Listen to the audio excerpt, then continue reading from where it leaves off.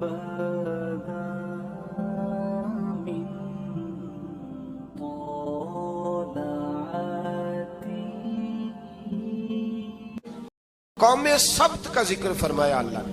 ہفتے والے دن کچھ لوگ نافرمانی کرتے ہیں. ہمارے بھی ہیلے بہانے ہیں نا آج کل کاروبار میں. تو اسی سپارے کی آیت نمبر 65 کے اندر اللہ تعالیٰ نے حضرت داؤد کی قوم کا ذکر کیا کہ اللہ نے انہیں حکم دیا تھا کہ ہفتے والے دن مچھلیاں نہیں پکڑنی. تو وہ کہتے تھے چلو ہاتھ لگا کے نہیں پکڑنی, ہاتھ لگا کے. وہ ہمارے لوگ ہیلے بہانے تلاش کر لیتے ہیں نا.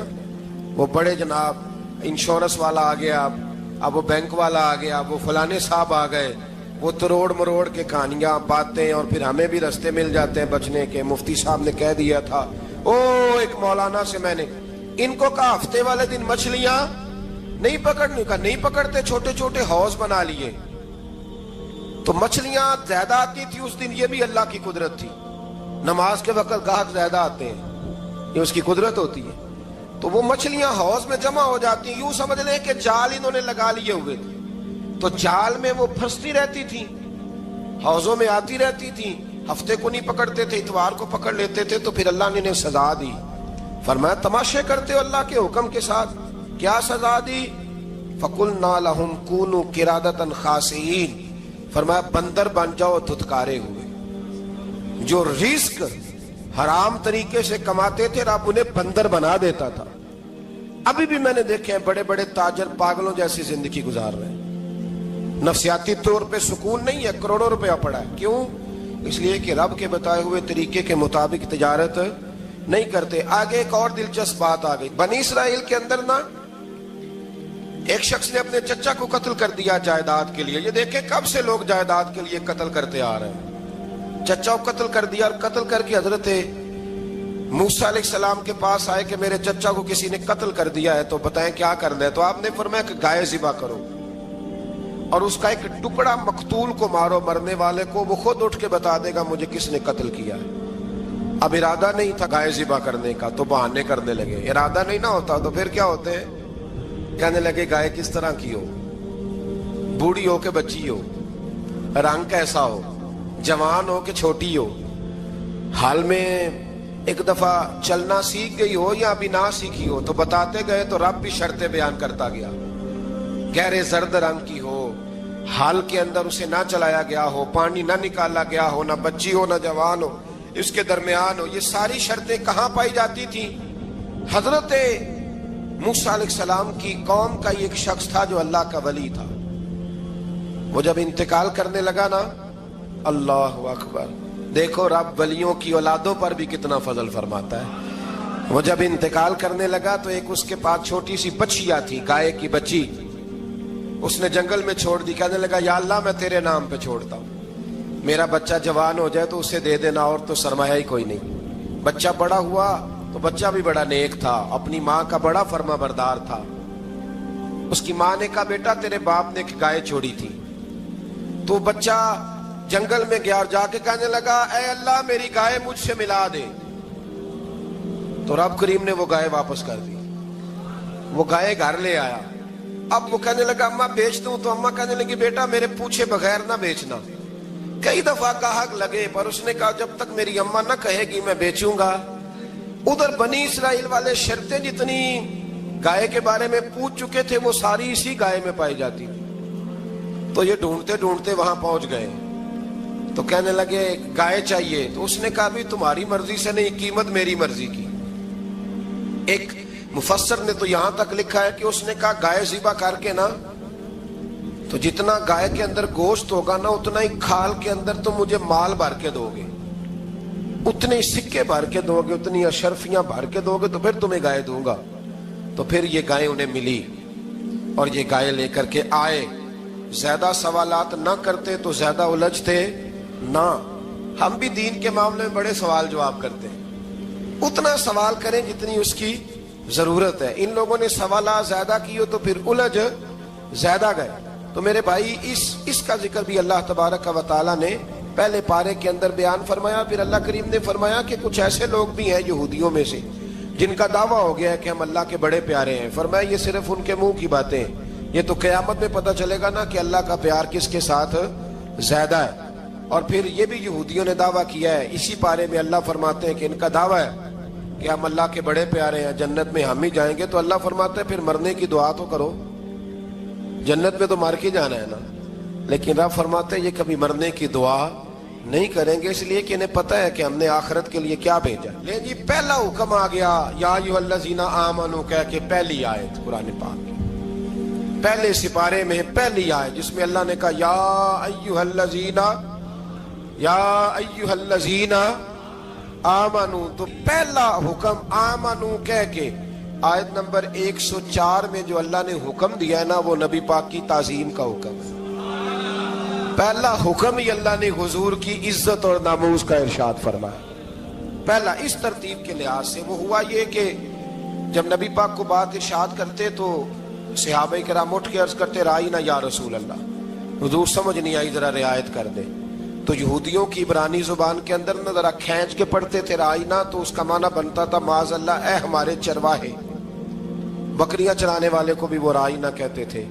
تو جب صحابہ یہ کہنے لگے تو اللہ نے منع ہی کر دیا، فرمایا میرے محبوب کے غلاموں اس لفظ کے پیچھے چھپ کے، اس لفظ کے پیچھے چھپ کے لوگ میرے نبی کی بے ادبی کر جاتے ہیں، تو جس لفظ کا کوئی ایک معنی بے ادبی والا بنتا ہو وہ لفظ بھی میرے نبی کے لیے نہ کہو، لفظ وہ والے کہو جس میں کوئی بے ادبی کا معنی نکلے نہ۔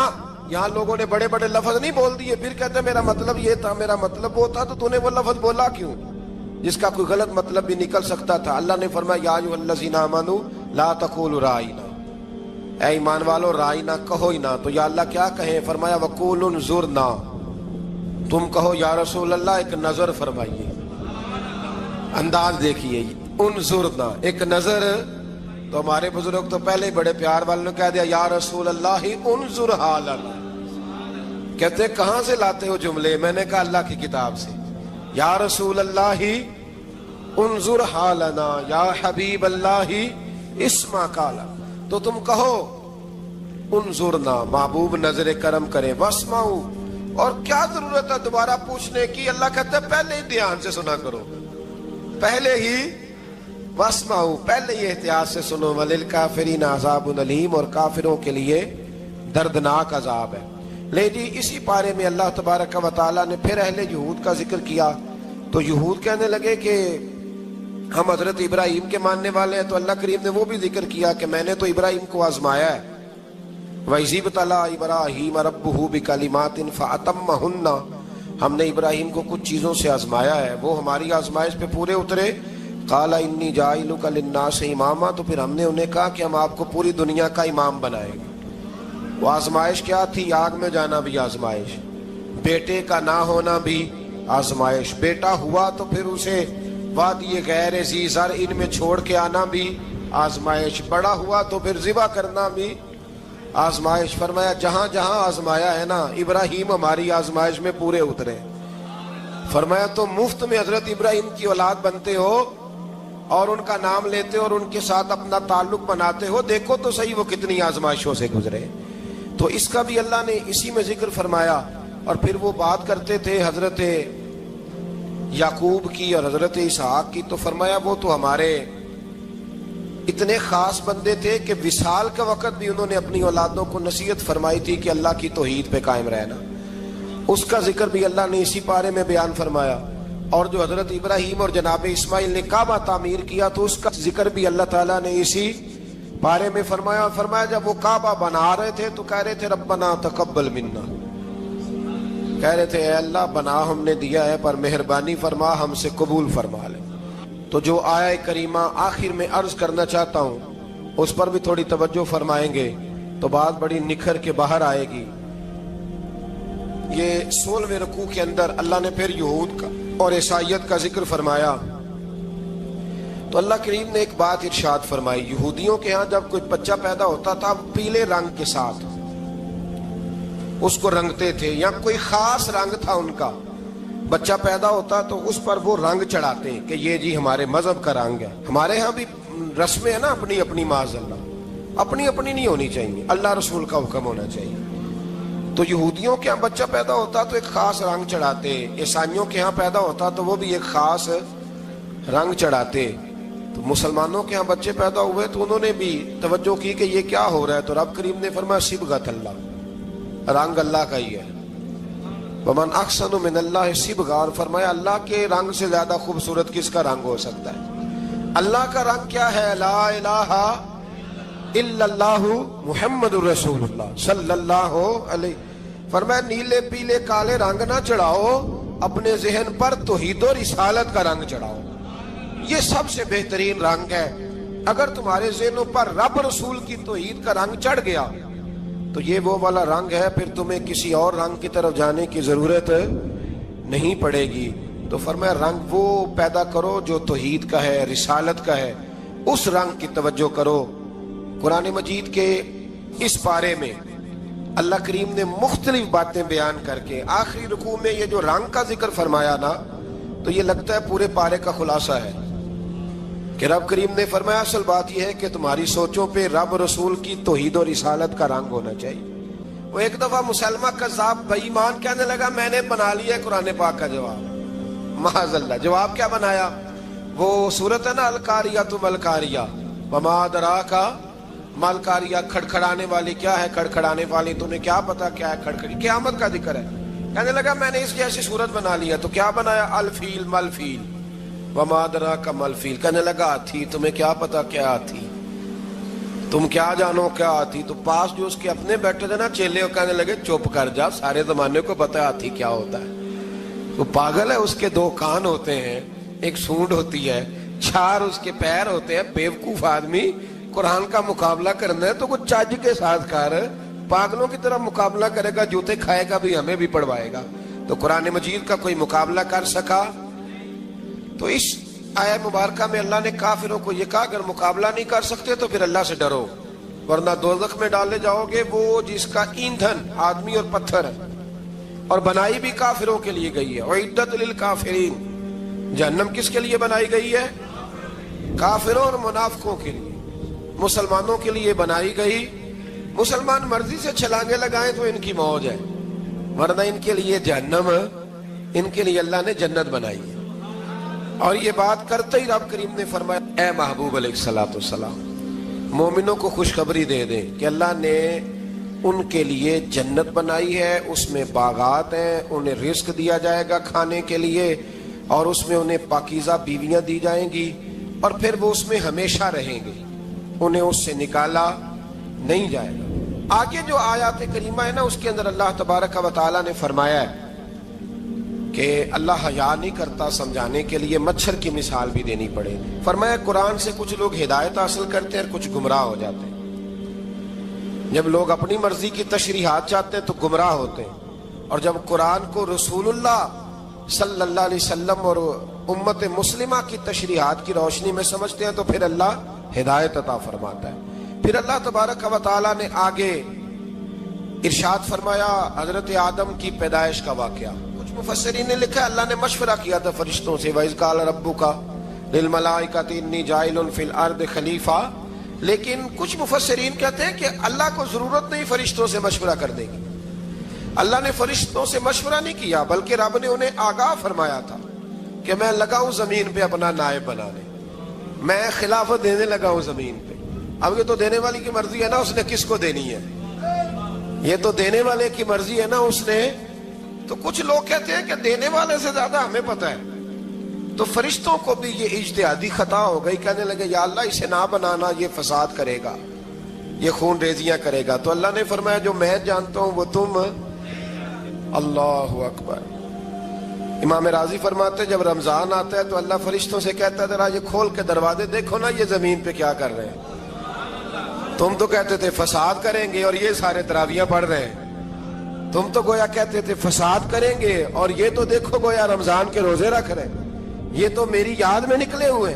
تم کچھ کہتے تھے اور دیکھو میں نے تمہیں کہا تھا نا جو میں جانتا ہوں وہ تم. اللہ نے پھر حضرت آدم علیہ السلام کو تمام زمانے کے علوم عطا کیے، علم سکھا لیا. تو فرشتوں سے کہا تم بھی ان چیزوں کے نام بتاؤ، تو وہ بتا سکے نہیں.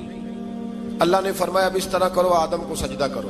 سب نے سجدہ کیا سوائے وہ کہنے لگا یا اللہ صرف تجھے ہی کرنا ہے، کرنا بھی صرف اللہ کو چاہیے، پر رب کے آگے بھی جھکنا چاہیے، اور جس کے سامنے رب جھکائے نا وہاں بھی۔ اور یہ جو عاجزی ہے نا، یہ جو جھکنا ہے، یہ علم کے آگے ہے۔ ہماری مصیبت یہ ہے کہ ہم علم کے آگے بھی گردن جھکانے کو تیار نہیں ہوتے، وہاں بھی ہم خود عالم فاضل بن جاتے ہیں۔ تو فرمایا کہ سب سے کہا سجدہ کرو، سب نے سجدہ کیا سوائے ابلیس کے، تو پھر ہوا کیا؟ وکان من الکافرین، وہ کافروں میں سے ہو گیا۔ پھر اللہ نے حضرت آدم کو اور جناب حوا کو نا مقام دے دیا جنت میں رہنے کے لیے، اور کہا سارا کچھ کھانا، درخت کے قریب نہ جانا۔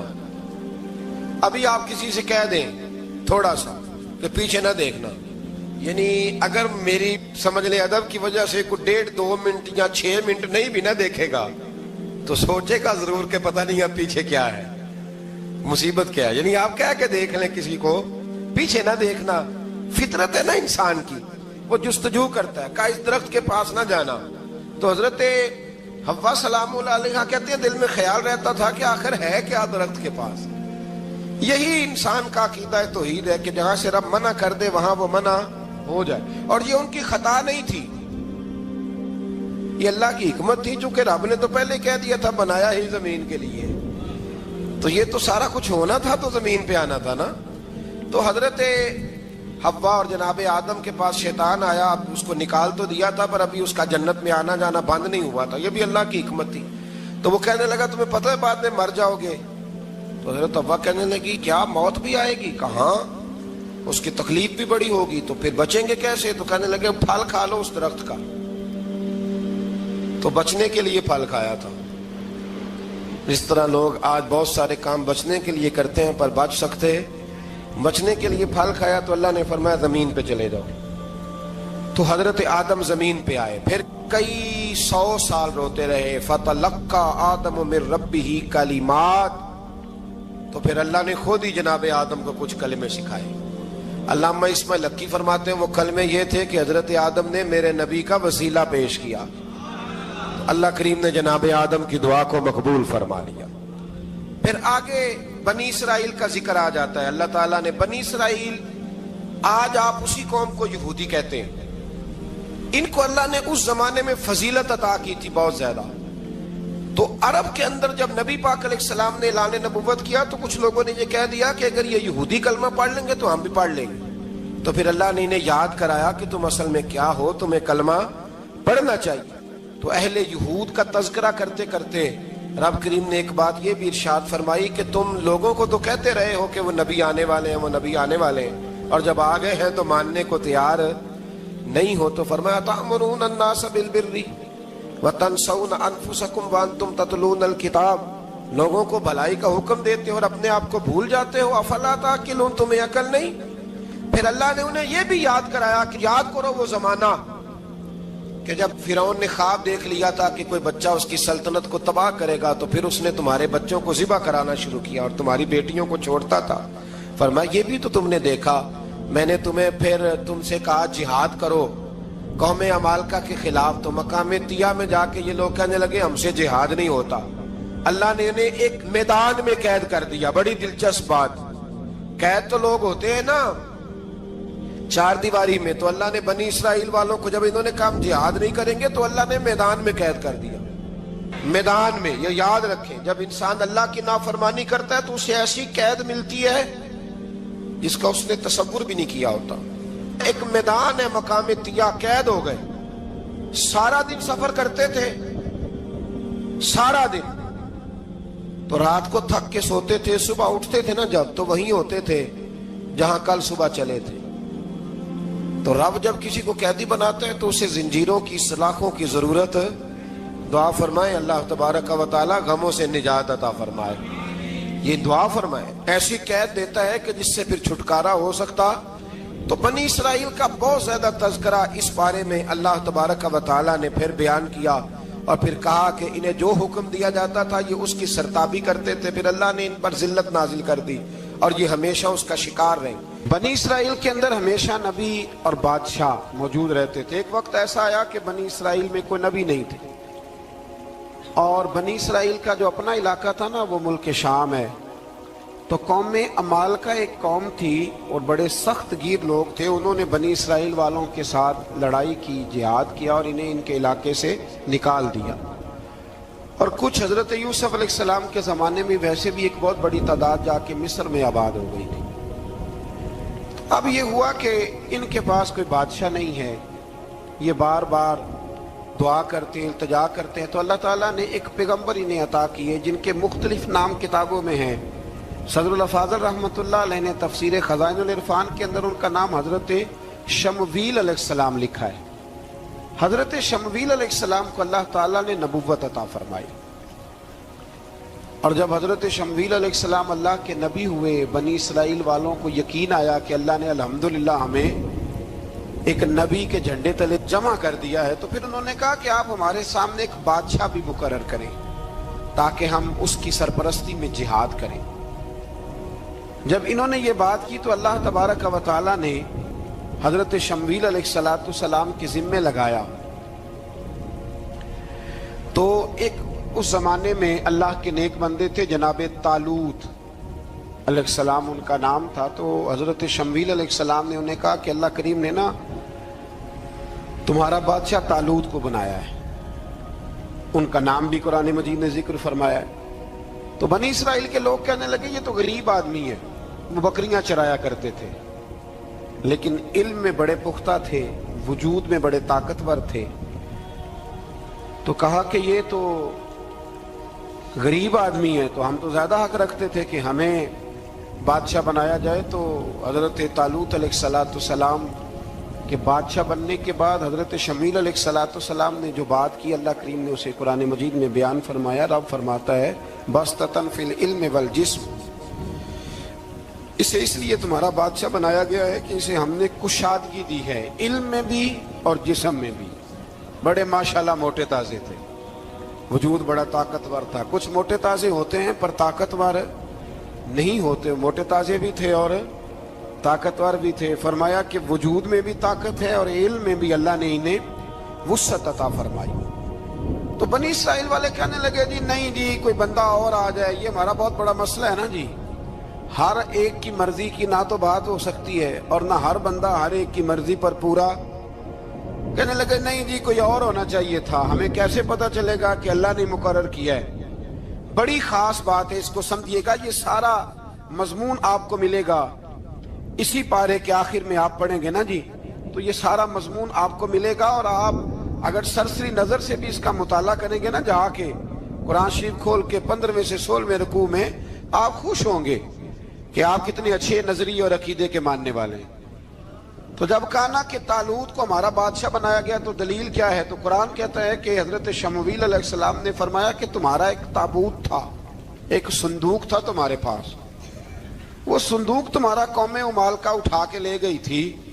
ان کے بادشاہ ہونے کی دلیل یہ ہے کہ اللہ تمہارا وہ صندوق تمہیں واپس کر دے گا, وہ تمہارا صندوق تمہیں واپس کر دے گا. اس صندوق میں کیا ہے, وہ حضرت آدم جنت سے ساتھ لے کے آئے تھے. اس میں تھا کیا, تو قرآن مجید کہتا ہے کہ اس کے اندر نا حضرت ہارون علیہ السلام اور حضرت موسیٰ علیہ السلام کے تبرکات تھے. تبرکات. کل میں ایک مولوی دیکھ رہا تھا بیچارہ, ایک بندہ نا مسجد نبی کے ساتھ غلاف اور شاید کوئی کفن تھا, وہ مسجد نبی کی دیواروں سے مس کر رہا تھا. تو وہ کہہ رہا تھا نہیں اس سے کیا ہوتا ہے, تبرک کوئی چیز نہیں, اچھے اعمال کی وجہ سے بندہ بخشا جائے گا. میں نے کہا تو مجھے ملے تو میں تجھے بخاری کھول کے دکھاؤں کہ حضرت عبد الرحمن ابن عوف جنہیں حضور نے قطعی جنتی کہا, حضور کے وجود پر کرتا دیکھ کے کہنے لگے حضور بڑا ہی سونا لگ رہا ہے. تو فرمایا تجھے چاہیے حضور مل جائے تو کیا ہی بات ہے. نبی پاک نے عطا کیا تو صحابہ کہنے لگے عبد الرحمن آپ کو تو ضرورت نہیں تھی, آپ کے پاس تو بڑے لباس ہیں, تو یہ کرتا حضور نے قبول کر لیا, کوئی لے کے آیا اور آپ نے مانگ لیا. تو وہ رو پڑے, کہنے لگے پہننے کے لیے نہیں مانگا, یہ حضور کے جسم سے لگ گیا ہے, میں نے کفن بنانے کے لیے مانگا ہے. تو کہتا ہے حضور کے تبرک میں خیر کوئی نہیں. پر آپ یقین کریں ان لوگوں پہ حیرانگی ہے, ہم نے بھی مرنا ہے نا جی, بڑی جلدی قبر میں جانا ہے, وقت کا کچھ پتہ نہیں, لیکن اتنے اندھے ہو کر لوگ چیزوں کو دیکھتے ہیں اور اس تیزی کے ساتھ گمراہی پھیلاتے ہیں. मुझे बाकायदा किसी ने वीडियो भेजी और कहने लगा जी देखें कितनी अच्छी बात कर रहा है, लोगों को समझाएं। तो मैंने कहा नहीं, इसको समझाने की जरूरत है।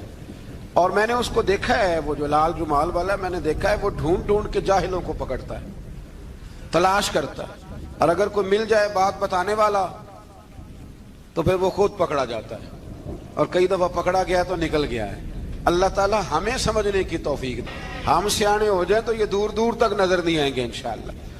तो वो ताबूत आएगा, बनी इसराइल वालों से कहा ताबूत में क्या था सुन लो, और ये कुरान मजीद है। आज मेरी मानना ये 15वें से 16वां रुकू जरूर ही पढ़ना कि वो आखिर ताबूत में क्या था, खोलना जरा।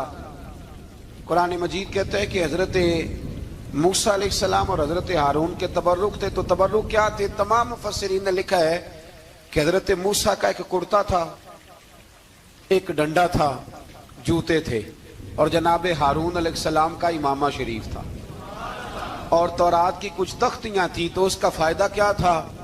उस ताबूत का फायदा यह था कि बनी इसराइल वाले जब अपने दुश्मनों से लड़ते थे, ताबूत सामने रख के दुआ मांगते थे, अल्लाह इन्हें कामयाबी अता कर देता था। तो कौमे मालकों को भी पता चल गया कि संदूक में कुछ है जिसकी वजह से ये कामयाब हो जाते। वो संदूक उठा के ले गए।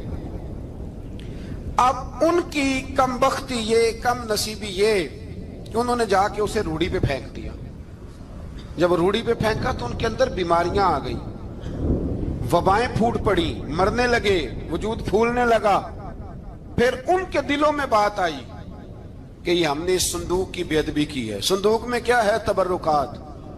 हमें कहते हैं जी नालैन का नक्शा क्यों लगाया है? तुम्हारे तो बुजुर्गों का कीदा है, सर पे रखने को मिल जाए अगर नक्शे नाले पाके हुजूर, तो फिर कहेंगे कि हाँ ताजदार हम भी हैं। तो कहा कि उसके अंदर ये तबर्रुकात थे। उन्हें भी समझ में आई, तो उन्होंने ना बैलगाड़ी मंगाई और वो संदूक उठा के उसके ऊपर रख दिया। अब क्या हुआ? कुरान कहता है कि फरिश्तों ने ना उस संदूक को वहां से उठाया। मुफस्सिरीन ने लिखा इसका माना यह भी हो सकता है कि उस बैलगाड़ी को डायरेक्शन पे लगाया। उधर से हजरत शमूएल अलैहिस्सलाम ने जनाब तालूत को बादशाह बना दिया, और इधर से वो संदूक चल पड़ा। कहा भाई हम इनको कैसे बादशाह माने? तो फरमाया बादशाह इस तरह मानोगे कि तुम्हारा वो संदूक आ जाएगा। और कुरान कहते हैं उस संदूक में तुम्हारे दिलों का सुकून है, उसमें तुम्हारे दिलों का।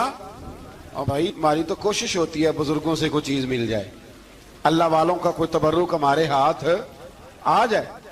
तो वो संदूक आ गया, ये मान गए। अब जिहाद करने निकले तो लड़ना था जालूत की कौम के साथ। वो बड़ा सख्त आदमी था, 3-3 मन सोना उसने वजूद पे पहना होता था। उसकी कौम से लड़ना है, टोपी बड़ी तगड़ी पहनी होती थी लोहे की। अब कौन लड़े? एक नौजवान थे जिनका नाम था दाऊद अलैहिस्सलाम। वो भी बकरियां चराया करते थे। और जिन दिनों हजरत तालूत निकले ना अपनी कौम को लेकर जालूत के खिलाफ लड़ने, तो हजरत दाऊद भी शामिल हो गए। अल्लाह जब किसी को नवाजता है ना तो फिर खास ही करम नवाजी करता है। मुफस्सिरीन ने लिखा जब ये जा रहे थे ना, वहां जा रहे थे तो रस्ते में इन्हें 3 पत्थर मिल गए। इन्होंने वो तीनों पत्थर उठा लिए। उस जमाने में पत्थर फेंकने के लिए छोटी छोटी लोगों के पास चीजें हुआ करती थी, उसको कोफन भी लोग कहते थे, मंजनीक, उसको सामने रख के फिर बनाई गई। तो आपके पास भी वो आला था जिससे दुश्मन पर पत्थर मारे जाते थे। तो आप वो मशीन लेकर, वो आला लेकर वहां पहुंचे हुए थे। 3 पत्थर आपके पास थे। आप फरमाते उस दिन मैं बड़ा बीमार था, इतना बीमार था कि मेरा रंग पीला हो गया। अब वो जालूत के सामने कोई नहीं जाता था। तो जनाब तालूत कहने लगे कि जो जालूत को मारेगा ना, यानी इनके बादशाह को, इस कौम के, तो मैं उसे अपनी आधी सल्तनत भी दे दूंगा और अपनी बेटी का निकाह भी उसके साथ कर दूंगा। तो देखें अल्लाह नवाजता है तो किस अंदाज में नवाजता है। तो हजरत दाऊद कहते हैं वो दूर खड़ा था तो मैंने ना 3 पत्थर मारे। भाई हिम्मत करना तो हमारे जिम्मे है कि नहीं? मेरी मिल्लत का जवान कहता मैंने करना कराना कुछ नहीं, यानी अगर आप कहें ना कुछ करो तो फिर वो कोई काम करने की मतलब मामला। वो मुझे कल एक संगी कह रहे थे, कहने लगे जी अल्लाह के फजल से कुछ भी नहीं करना पड़ा, मुर्शद ने नजर कर दी। میں کہ مینوں ملن گے تو میں انہوں سمجھاواں گا کہ کچھ کرا کے نظر کریا کرو، کیونکہ میرے وہ دوست ہیں، میں انہیں جانتا ہوں۔ نظر میں بڑا کچھ ہوتا ہے، لیکن اللہ بھی تو بندے پہ بڑی نظر رحمت کرتا ہے نا۔ لیکن کہتا ہے 5 نمازیں پڑھ، رمضان کے روزے رکھ، زکوٰۃ فرض ہو تو ادا کر، یہ سارے کام کر، سچ بول، دیانتداری کر، پھر میں اپنے فضل سے تجھے جنت عطا کروں۔ تو یہ جو رویہ ہم نے بنایا یہ درست نہیں۔ تو فرماتے ہیں 3 پتھر میں نے مارے، اللہ نے اتنا فضل کیا کہ وہ بھی مر گیا، اور اسے چھو کے میرے پتھر آگے بڑھے تو اس کی فوج کے 30 آدمی بھی مر گئے۔ 3 پتھروں سے 31 بندے اللہ نے مار دیے۔ فرماتے اس لیے کہ ہاتھ میرے تھے اور طاقتیں میرے رب کریم کی تھی۔ تو حضرت داؤد علیہ السلام کے حصے میں جناب طالوت کی صاحبزادی بھی آئی، آدھی سلطنت بھی آئی۔ کافی سال حضرت طالوت حیات رہے، پھر ان کا وصال ہو گیا، تو ساری سلطنت حضرت داؤد کو ملی، اور پھر اللہ تبارک و تعالیٰ نے انہیں نبوت بھی عطا فرمائی۔ یہ دنیا میں واحد پیغمبر ہیں جو بیک وقت نبی بھی تھے اور بادشاہ بھی تھے، اور پھر اللہ نے فضل فرمایا، انہوں نے بڑی بڑی فتوحات کی۔ اور پھر حضرت داؤد کے صاحبزادے کا نام حضرت سلیمان علیہ السلام، پھر ان کے صاحبزادے کا نام حضرت۔ تو یہ ہوا کیسے؟ یہ سارا کچھ اللہ تبارک و تعالیٰ کے فضل سے ہوا، اس کے کرم سے ہوا۔ اب اس واقعہ سے ہمیں کیا پتہ چلتا ہے؟ ہمیں یہ پتہ چلتا ہے کہ رب جب فضل فرمائے نہ کسی پہ بھی، تو ہمیں اس بندے کو دیکھ کے راضی ہونا چاہیے، کوئی شکوہ نہیں کرنا چاہیے۔ اور دوسری بات یہ سمجھ لینا چاہیے کہ حکومتیں، مال، دولت یہ صرف سیاستوں سے نہیں ملتی، یہ خدا کے فضل سے ملتی۔ اور یہ بھی سمجھ لینا چاہیے کہ جو بزرگوں کے تبرکات ہوتے ہیں ان کی کیا ہی بات ہوتی ہے۔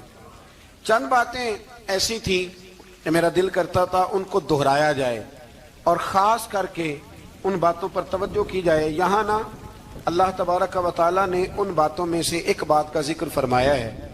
یہاں 207 نمبر جو آیت ہے نا اسی پارے کی، اس میں اللہ کریم نے فرمایا کچھ لوگ ایسے ہیں جو اپنی جانیں ہی اللہ کے حوالے کر دیتے ہیں، زندگی کا مقصد دین ہوتا ہے، لٹا دیتے ہیں۔ یہ نازل کب ہوئی؟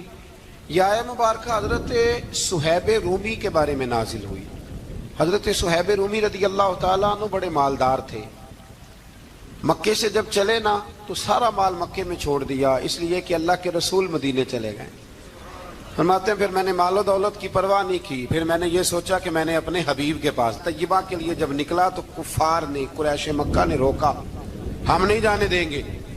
تو حضرت صہیب رومی فرمانے لگے بھی سنو، میں کمزور نہیں، میں طاقتور آدمی ہوں، اور تم میں سے کوئی ایسا مائی کا لال نہیں جو تیر چلانے میں مجھ سے زیادہ سیانا ہو، تلوار چلانے میں مجھ سے زیادہ عقل مند ہو، جانا مدینے میں نے ہے۔ اب یہ ہے کہ تم بتاؤ میرے ساتھ تیروں تلواروں سے لڑو گے یا میں تمہیں ایک سودا بتاؤں گا، سودا کرو گے؟ قریش کہنے لگے سودا کیا ہے؟ کہنے لگے میرا بڑا مال ہے، میں مکے میں دفن کر کے آیا ہوں، تم مجھے مدینے جانے دو، میں تمہیں سارے مال کا پتہ بتا دیتا ہوں۔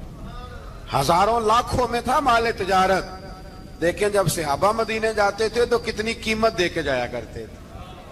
تم مجھے جانے دو، میں تمہیں وہاں کا پتہ بتاتا ہوں۔ انہوں نے کہا جی بات ٹھیک ہے، آپ پتہ بتا دیں۔ حضرت صہیب نے ساری زندگی کی جمع پونجی ہزاروں لاکھوں میں ساری دے دی اور مدینے کے لیے تیار ہو گئے۔ اللہ کریم نے اس بات کو بڑا ہی پسند فرمایا اور فرمایا وَمِنَ النَّاسِ مَن يَشْرِي نَفْسَهُ ابْتِغَاءَ مَرْضَاتِ اللَّهِ، فرمایا کچھ لوگ ایسے ہیں جو اپنی جانیں ہی بیچ دیتے ہیں اللہ کی رضا حاصل کرنے کے لیے، اپنی جانیں بیچ دیتے ہیں۔ نَفْسَهُ ابْتِغَاءَ مَرْضَاتِ اللَّهِ، اللہ کی رضا حاصل کرنے کے لیے اپنی جانوں کو بیچ دیتے ہیں۔ تو فرمایا پھر اللہ کیا کرتا ہے؟ فرمایا واللہ رؤوف بالعباد، پھر اللہ بھی اپنے بندوں پر بڑا ہی رحم فرمانے والا ہے۔ جب یہ سارا مال دے کے مدینے پہنچے نا تو ان کے استقبال کے لیے جناب عمر پہلے سے موجود تھے۔ حضرت عمر رسیو کر کے نبی کریم کی بارگاہ میں لے گئے تو فرماتے ہیں حضور نے مجھے دیکھتے ہی فرمایا صہیب زندگی میں تم نے بڑی تجارتیں کی ہوں گی، پر یہ جو تم نے سودا کیا ہے نا یہ بڑا ہی نفع والا کیا ہے، یہ جو سودا فرمایا یہ تو نے بڑا۔ تو دین کے لیے جب آپ کوئی کام کرتے ہیں تو یہ سودا بڑا نفع والا۔ ایک مضمون اور یہاں ہے،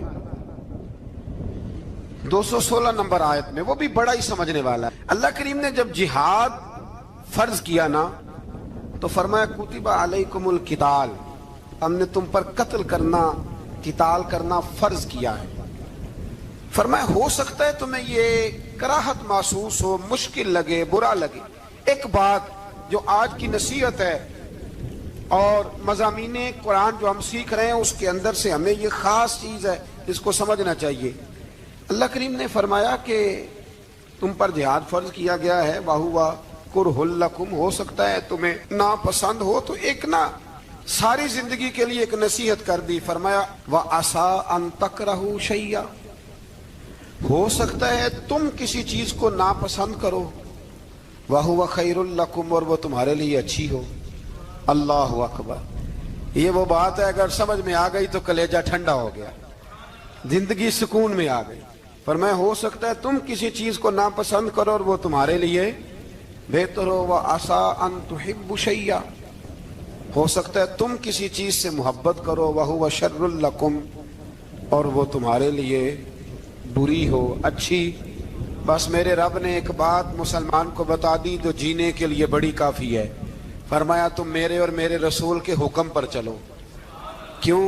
اس لیے کہ واللہ یعلم وانتم لا تعلمون، اللہ جانتا ہے تم نہیں جانتے۔ ہمیں بے قراری زندگی میں اس لیے کہ ہم حقیقت پسند نہیں، ہم بہانوں میں، ہم ہواؤں میں جیتے ہیں، ہواؤں میں، خیالات میں زندگی گزارتے ہیں۔ بڑا ٹائم پڑا ہے، مثلاً کتنا میرے رسول کریم صلی اللہ تعالی علیہ وآلہ وسلم نے ایک دن صحابہ سے فرمایا تمہیں حیا نہیں آتی؟ حضور کیا ہوا؟ فرمایا وہ والے مکان بناتے ہو جن میں تم رہ نہیں سکتے، وہ والا مال جمع کرتے ہو جو کھا نہیں سکتے، حیا نہیں آتی؟ عرض کی حضور حکم کریں تو محبوب فرمانے لگے جوتے کا ایک تسمہ بند کرتا ہوں تو سوچتا ہوں دوسرا بند کرنے سے پہلے موت آ جائے گی، ایک سانس اندر جاتی ہے تو دوسرا آنے سے پہلے میں یاد کرتا ہوں کہ مجھے دنیا سے جانا ہے۔ تمہیں حیا نہیں آتی؟ وہ مکان بناتے ہو جن میں رہ ہی نہیں سکتے، وہ مال جمع کرتے ہو جو کھا، حقیقت پسند نہیں بھائی۔ ہم بہت سارے لوگ ہیں بڑی باتیں سناتے ہیں، بڑی، میں کہتا ہوں اصل میں نا زیادہ باتیں سنا کے نا بیچارہ اپنے آپ کو مطمئن کرنا چاہتا ہے، اصل بات یہ ہے کہ اندر سے نا ہلا ہوا ہے، کچھ بھی نہیں، بڑا زیادہ ہنستا ہے اور مجھے لگتا ہے کہ کوئی گہرا زخم چھپا رہا ہے۔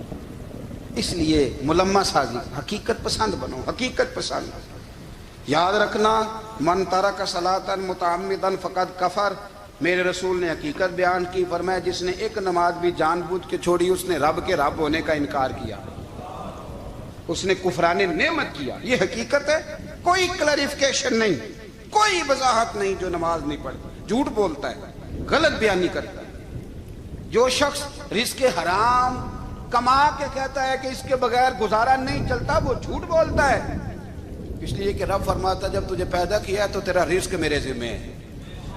اللہ فرماتا ہے کہ لا یکلف اللہ نفسا الا وسعہا، میں کسی پر وہ بوجھ نہیں ڈالتا جو اٹھا نہ سکے۔ نماز فرض کیا اس کا مطلب ہے ہم پڑھنے کے قابل ہیں، اس نے ہمارے ذمہ داریاں لگائی ہیں تو مطلب یہ ہے کہ ہم ذمہ داریاں ادا کرنے کے قابل ہیں، ورنہ وہ کہتا ہے میں وہ بوجھ ڈالتا ہی نہیں جو تجھ سے اٹھایا نہ جائے۔ اگر چاہتے ہو کہ زندگی میں اطمینان ملے تو خدا را حقیقت پسندوں والی زندگی گزارو۔ یہ فضاؤں میں زندہ رہنا، ہواؤں میں، اللہ بڑا معاف کرنے والا ہے، اللہ بڑا کریم ہے، معاف کر دے گا، تو بھئی یہ بات صحابہ کو بھی پتا تھی، یہ اہل بیت کو بھی خبر تھی، تو وہ تو ایک ایک بات کا لحاظ کرتے تھے۔